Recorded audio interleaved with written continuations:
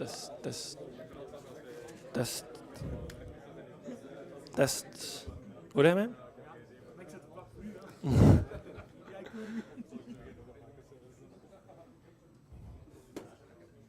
Okay, so welcome everyone. Thank you for choosing this session. So I'm going to be talking about keeping your memory safe, which is kind of a fancy title for just something with memory leaks. Maybe to start off, who of you is using JavaScript at the moment? Okay, I would say that's a little more than half. Who is using JavaScript with Angular at the moment? Okay, that's almost the same amount of people. Who uses RxJS on a daily basis? Okay, still about 30–40%, I would say. So the reason I created this talk is because when I'm doing code reviews or when I'm coaching people, I feel I would say to people like, watch out here, you might introduce a memory leak. And a lot of people were uncertain about what I was saying. So I felt that there is a need for an explanation on how memory leaks can occur, and especially in the terms of Angular in combination with RxJS, which can be quite complex. It's something that I felt would be a good topic for a presentation. So that's the first reason I wanted to do this, and to kind of test my hypothesis to see if I was correct. I went on Stack Overflow and I looked for the combination of the words memory leaks and RxJS, and I could pretty easily find a lot of questions, pretty recent, about the topic. And the main idea that I got from those questions is that people don't really understand the super basic things about observables.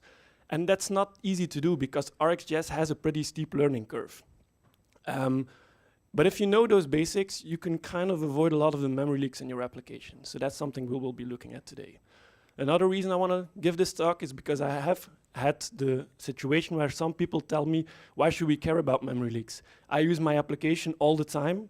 I never have my application crashing because of memory leaks. But that's because we are developing in our application. So we are constantly restarting our applications.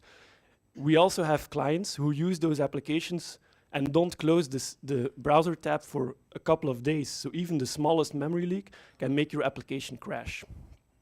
So this is, yeah. So it's something we need to take care of. Another reason is memory is a scarce thing.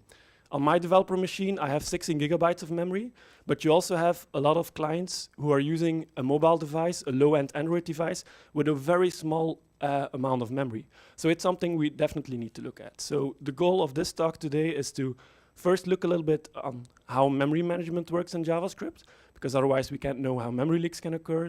Then we'll see some cases where we can have memory leaks. We'll go on to RxJS and we'll see how RxJS can introduce those memory leaks and how we can fix them. So first a little bit about me. My name's Kwinten. I'm a freelance front-end architect. I also organize a meetup, and I'm the co-founder of a company called Strongbrew. Strongbrew is a company that specializes in giving trainings around Angular, RxJS, and NGRX. We also do code reviews and we help companies set up front-end architectures. We also give these workshops at conferences. For example, this was last year NGBE. And we also have a blog where we regularly post stuff about RxJS, Angular, NGRX, or frontend or JavaScript in general. So that's blog.strongbrew.io. But to the topic of today. First, I want to talk about memory management in JavaScript. And when we look at the really basics, so it's a kind of an abstraction of memory management in JavaScript. If we look at the real basics, we have 4 data types. We have booleans, we have numbers, we have strings, and that's almost it. We also have objects. You could, for example, see here that at a really low level, we don't have anything like arrays, for example. Arrays is something that is implemented using objects, where the index of the array is the key, and the value is the value, of course. So those are the only data types. And whenever we use one of those variables, for example, let's say that I would define const is user logged in true, that value of that parameter is being stored in memory. And the location where it is being stored is called the memory heap.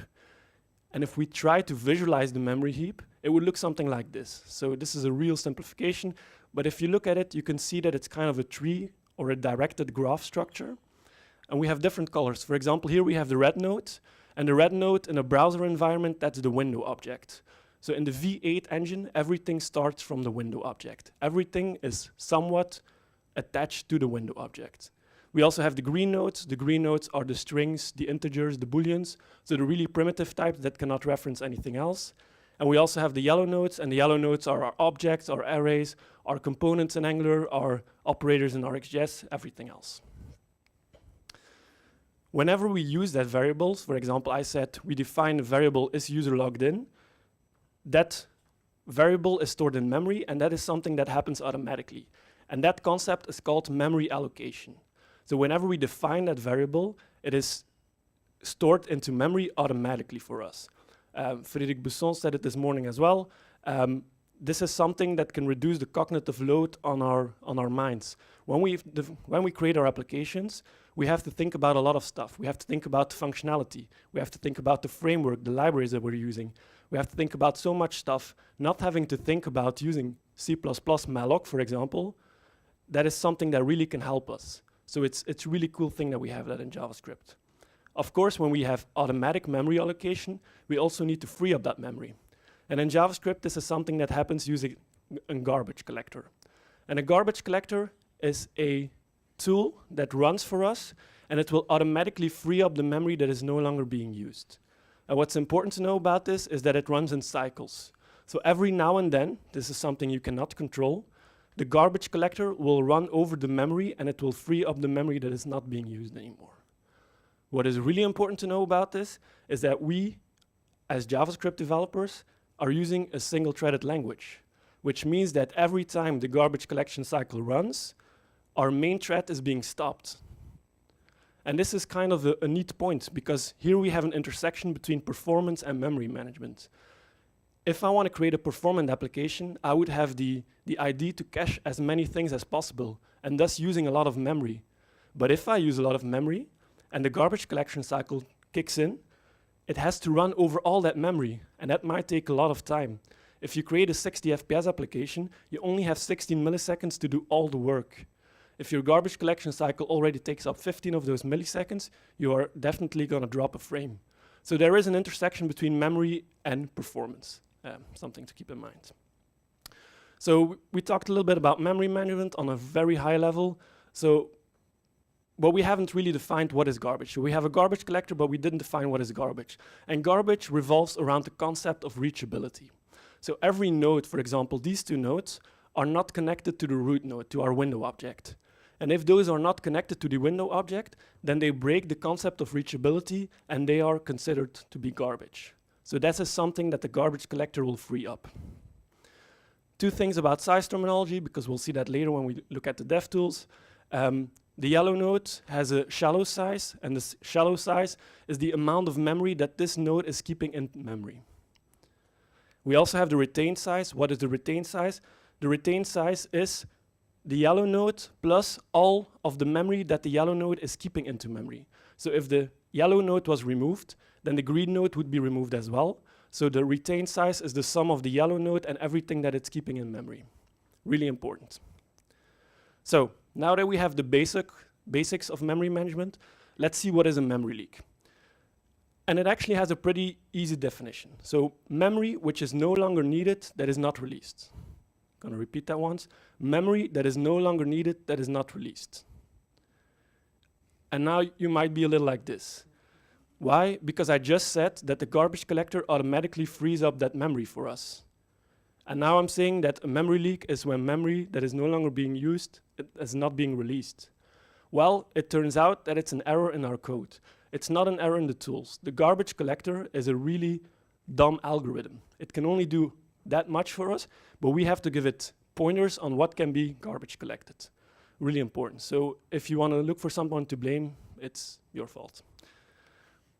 So one of the reasons we can have memory leaks is, for example, references. So we talked about the concept of garbage. What is garbage? Well, if we want to remove the green node, we must make sure that the yellow node doesn't have a reference to the green node anymore. The same for this yellow node. If we want to remove it, we need to make sure that all the reference to that one are being cleaned up. Another reason we can have memory leaks is DOM nodes. When we have DOM nodes, we are using them, and we are not clearing the reference to that DOM node. That can also introduce a memory leak. Luckily, we have amazing developer tools. My favorite ones are the Chrome developer tools, and the Chrome developer tools help us a lot in the way we can find memory leaks in our application. So to kind of demonstrate something, I'm going to open my developer tools and we're going to do a little analysis of the slide deck that I made. Didn't really make it myself, but of course the slides, but not the software. So the first thing I want to show you is the performance tab. And the performance tab of the developer tools are something really useful because they can give you a general overview on how your application works. So the first thing we can do is we can make a recording, and then we can click around in our application. So if you're using Angular or React, you can click around in your application a little bit, and then you can stop the recording, and then we can see, I'm going to focus on the memory management here. At the bottom, we can see a graph being plotted with our memory usage. And what's really important to look at is you always have this zigzag line. And this zigzag line makes sense because at this point in time, a garbage collection cycle has run, and some memory has been freed up. So if you look for that zigzag line, and you normally should do this over a longer period of time, if you look at that zigzag line, you should always look for a zigzag line that stays on the same level. The beginning of the zig, I would say, should always be the same at the end. If you have a zigzag line that is going up, that is a pointer that you might have a memory leak. Another tab that we have in the Chrome Developer Tools is the Memory tab. And the Memory tab is really useful as well. So one thing we could do is we could take a heap snapshot. So I talked about the memory heap before, and what the memory heap does is it holds all our memory, and when we take a snapshot of it, we can see everything that is in memory right now. For example, here we can see it's always grouped by the type. We can see, for example, that we have objects, we have a lot of objects. You can also see the distance. The distance is the amount, the number of steps you should take to get to the window object. You can see the shallow size, the retained size, so you get a lot of information here. Another thing you can do, which is really helpful if you have two components, for example, or two pages where you think you might have a memory leak, is to take a heap snapshot and then switch between those two pages, which I can do now. I switch a little bit between some slides, I go back, and then I take another heap snapshot, and then we can make a comparison to all the objects that have been allocated and deallocated between those two sessions. You can do that by doing objects allocated between snapshot 1 and 2, and then we can see that all these objects have been allocated, but they have not been freed up yet. So if you look there, that's a pointer where you can find a lot of information. I said before that the garbage collection cycle is something you cannot control. Those cycles happen automatically, but with these developer tools, if you click the garbage icon, you can actually trigger one yourself. So if we look here, we can see that this JavaScript instance is currently taking up 11.1 megabytes. The second number is the total footprint, but the first number is the most important for us. If we have an application and we click this, you should always hopefully see it drop a little. So we freed up 0.4 megabytes of memory. That's also something you can use. So, to the topic of today a little bit about memory management. Now onto RxJS. RxJS is my personal favorite technology. Everybody that knows me knows that I'm super into RxJS.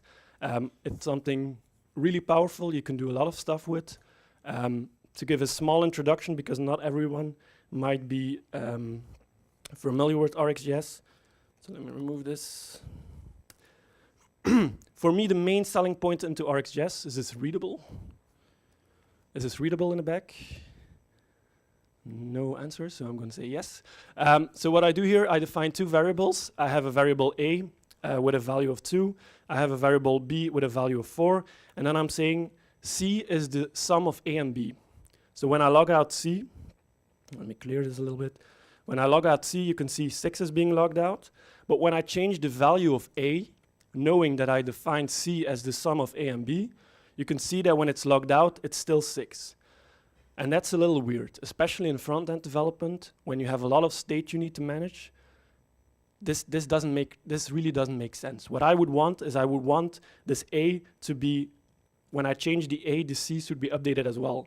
Of course, you can write some logic for this, so I could define a function, set A, where I get a value, and I could say A equals the value, and I'm going to recalculate my value here.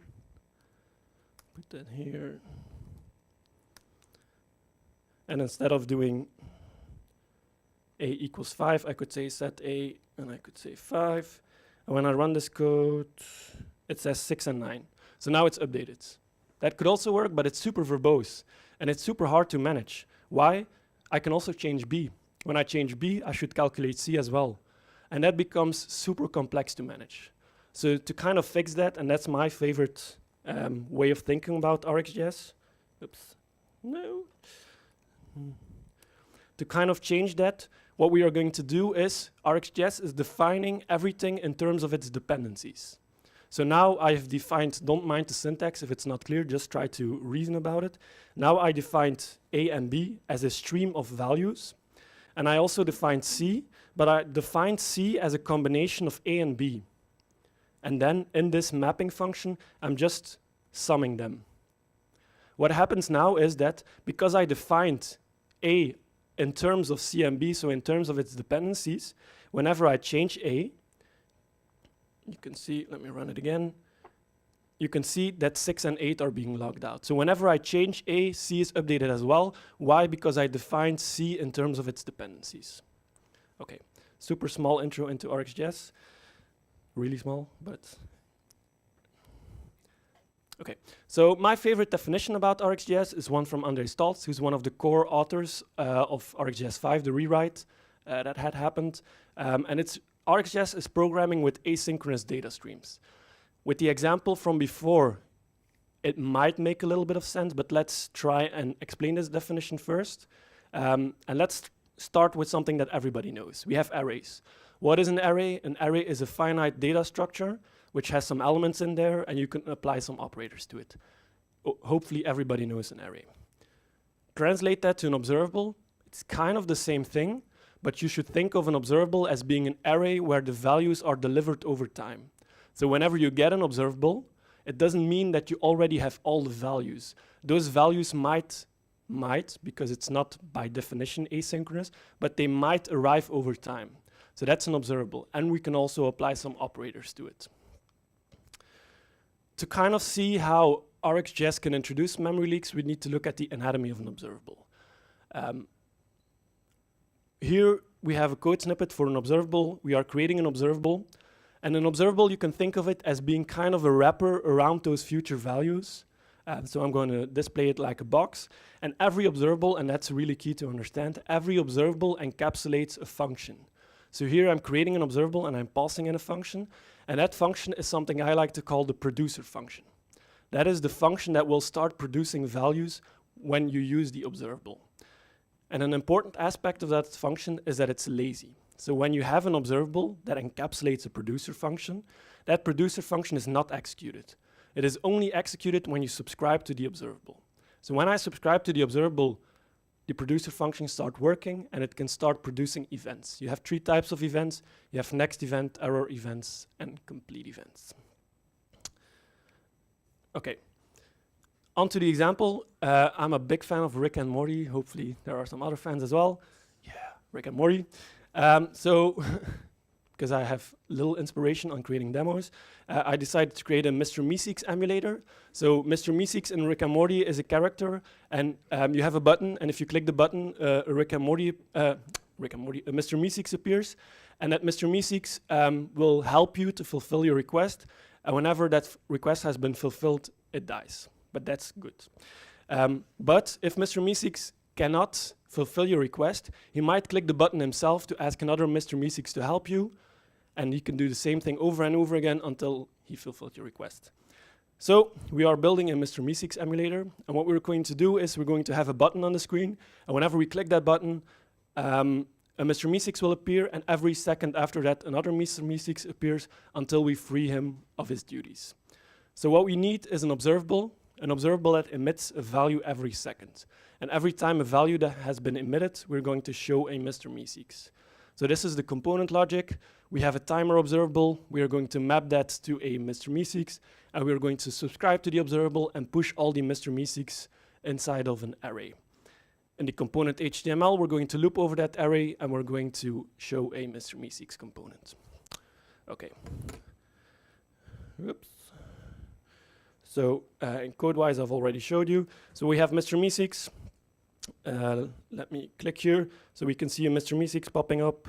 I can close it again to kill them. and I can do the same thing over and over again.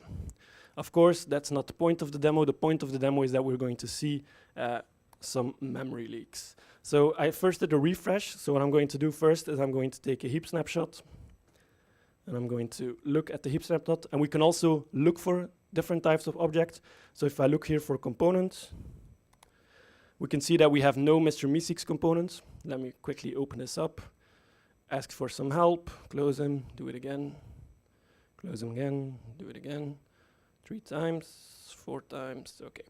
Let's take another heap snapshot. What I would expect now, knowing how Angular works, I would expect there is no Mr. meeseeks component in memory anymore. Why? I left that page, he shouldn't be there anymore. But when I look for component, I can see, and this is key here, I can see that I still have four instances of that help me Mr. meeseeks component in memory. So that means that the component is not being cleaned up. And the reason it's not being cleaned up is because we did something wrong. What is the heap situation right now? We have our timer observable. The timer observable internally, inside of that producer function, is using web APIs to set up a timer that will emit a value every second. But we never told the observable to clean itself up. So what is happening, because we still have that link to the window object, our help me Mr. meeseeks component and our inner Mr. meeseeks components are all being kept into memory. And I didn't crop my image, so it's a pretty big memory leak.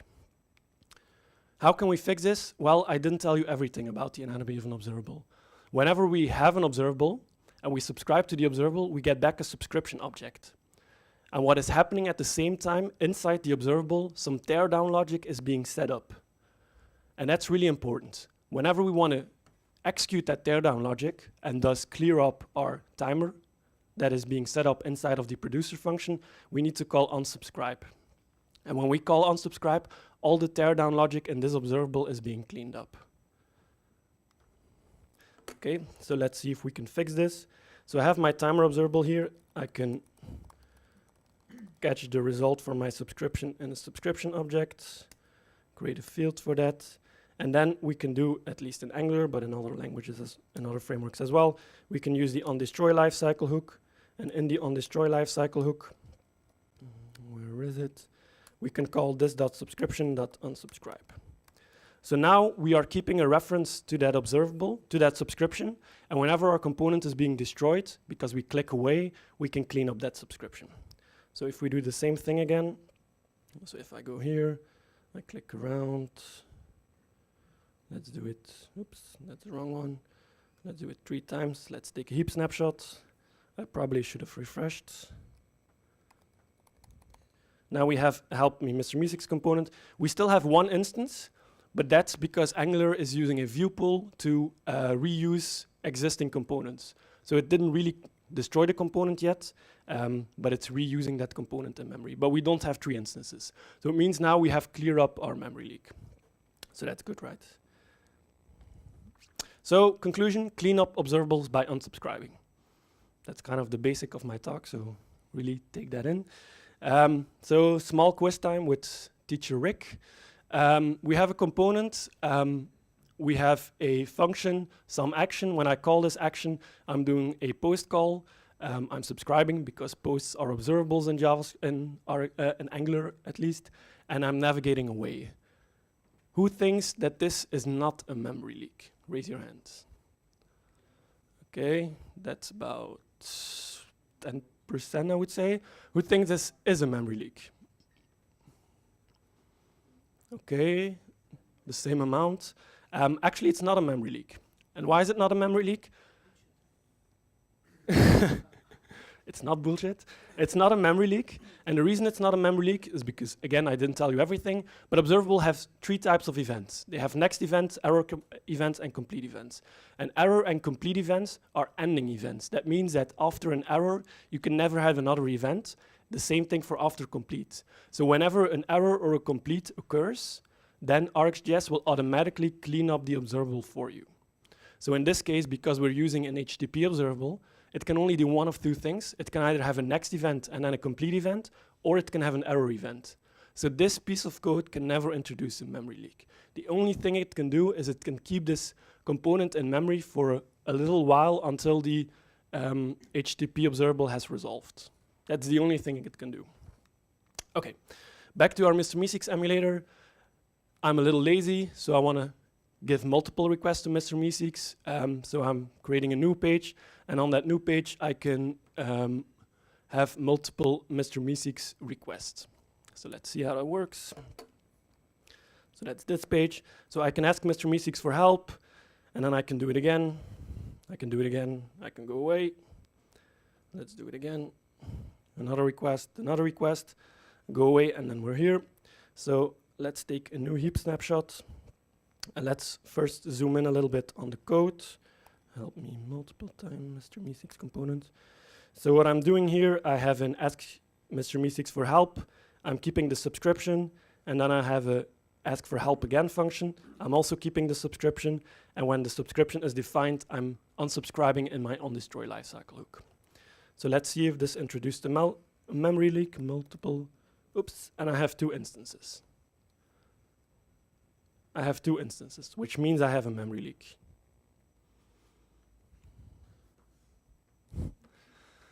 That's funny, right? So again, didn't tell you everything about the anatomy of an observable. When we have an observable and we subscribe to an observable, producer function that you know about has been triggered, some teardown logic has been set up, but whenever we subscribe again to that observable, the same thing is happening. An observable is called by default, which means that for every subscription, the producer function is re-executed, which means that if we subscribe twice, there are two producer functions being set up, which means that if I unsubscribe, it's only the last producer function that is being cleaned up. That's really important to know. So every time you subscribe to an observable, the producer function is re-executed, which means that you have to handle every subscription. So to kind of fix this, let's see how I'm on time. That's okay. So to kind of fix this, instead of keeping a single subscription, I'm going to create an array of subscriptions. And instead of, I'm going to push every subscription onto that array.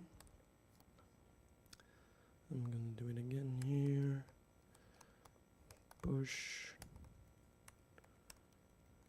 Up. And here I'm going to check if the subscription.length is bigger than 0. And then I'm going to loop over all these subscriptions. Sub.unsubscribe. Whoop. And let's try this again. Where's the whoop? It's here. So let me refresh real quick. Clear out all the heap snapshots. So I'm going to do the same thing. I'm going to ask for a request. It's not working. Cannot read push of undefined. So we of course need to give it an empty array value first. Bigger than no. Okay. Let's try that again. So I have a request, I have another request, I go away, go back, request, go back. Let's do it one more time. Requests, go to the memory tab, take a heap snapshot, and now we should see that we only have one instance. So if you look for multiple, we can see that we only have one instance, and that instance is because Angular is caching that value. So we fixed our memory leak. So, conclusion, every execution needs to be unsubscribed. Really important. Now, let's take a look at some unsubscription strategies, because I probably think that a lot of people were already looking a little bit funny at me because I was using an array to manage the subscriptions, but we're going to fix that. One of the main proposed solutions, at least if you're not using Angular, is to use the take until operator. And what the take until operator does is you can have an observable, and whenever you So first of all, I'm going to create a subject. Subject is an observable where you can produce values. It's kind of specific. And in my onDestroy, I'm going to next a value onto that subject. So that subject is an observable, and whenever we destroy the component, or Angular destroys the component, a value will be nexted onto that observable. And then we can use the take until operator. And what it basically does is it says, okay, listen to this observable until this event happens. And this event, in our case, is our observable being destroyed. And whenever that event happens, the observable is being cleaned up by the take until operator. So instead of having to imperatively keep all the subscription objects, looping over them, cleaning them up, we can just use the take until operator and use one subject. That's already way cleaner. So, small quiz time again with teacher Rick. What we have here is we have an ng on init. We have a combine latest. In that combine latest, we are using the timer operator. We are mapping, and we are using the take until operator. And we're combining that entire stream with the does not complete stream. And then we subscribe. And in our ng on destroy, we're nexting a value onto our stop observable.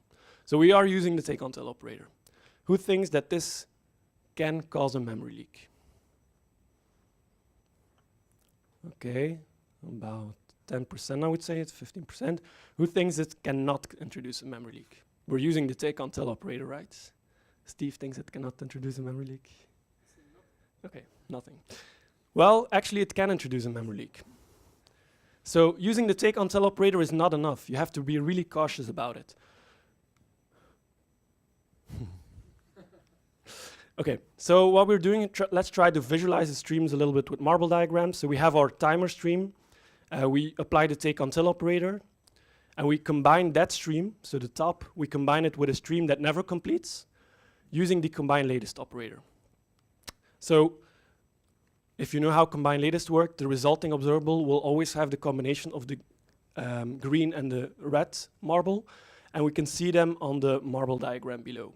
So let's say that the take until operator, so the observable inside of the take until operator, the blue one, emits a value. That means that we will unsubscribe from the red observable. But one thing you should know about combine latest is that combine latest will catch all the complete events from all the observables, but the entire combine latest created observable will only complete if all of the observables have completed, which means that the bottom observable, it never completes. The green observable never completes, so whenever the green observable emits a new value, our resulting observable also has a value. So what's really important to know about take until is that take until should be applied right before you subscribe. If you don't do that, the take until operator probably will not work. Or it might work, but it won't always work. So that's really important. There's an article from Nicholas Jameson on Angular in Depth which describes this exact problem. So back to unsubscription strategies. We are using Angular. Most of you who are doing JavaScript are using Angular. And we have the async pipe. The async pipe is really nice because instead of subscribing, we can keep a reference to the observable. We can create a variable on our class, and we can use that into our template using the async pipe. And the async pipe actually does three things for us. It subscribes to the observable, and most importantly, it unsubscribes from the observable, freeing us from doing a lot of manual subscription handling. That's something we don't always want to do or never want to do. So try to use the async pipe as much as possible. And last thing it does for us is it triggers change detection. So if you're using observables in templates, it's always important to trigger change detection because Angular does reference checks and observables do not change. The values inside the observables change. So that's important as well. So, some key takeaways. Remember to always check the memory tab of the DevTools. I showed you some real basics, but it's really easy to use. With limited knowledge, you can already see if you have major problems in your applications. You can see if you, for example, switch between pages, and you can see that some components are being kept into memory, which you do not expect. You already know you have a memory leak. You can always see big objects that are, or objects that might be small. For example, an array can keep a lot of, because we have the retained size, it can keep a lot of amount of memory there, so it can be cleaned up, so definitely check that. You also need to unsubscribe to execute the teardown logic. So whenever we subscribe, producer function does some stuff, sets up some logic for us, which might introduce memory leaks. So you definitely have to unsubscribe to clear that up. Every execution needs to be cleaned up. So not only the first subscription, but every subscription needs to be cleaned up. Use the async pipe as much as possible, especially if you're using Angular. It's really helpful, and it's kind of helps you in not forgetting to unsubscribe, which is something you can easily do. Error and complete are ending events, which means that if you know that an observable will always error or always complete, in theory it cannot introduce a memory leak. These are some references from talks that I saw, some really good talks on memory management in JavaScript. And then thank you for coming. I'll tweet the slides out later at my Twitter handle, Kwinten P. And thank you.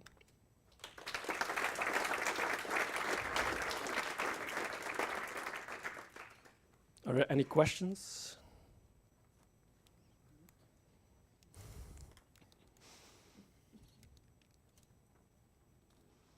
No questions. Okay, thank you.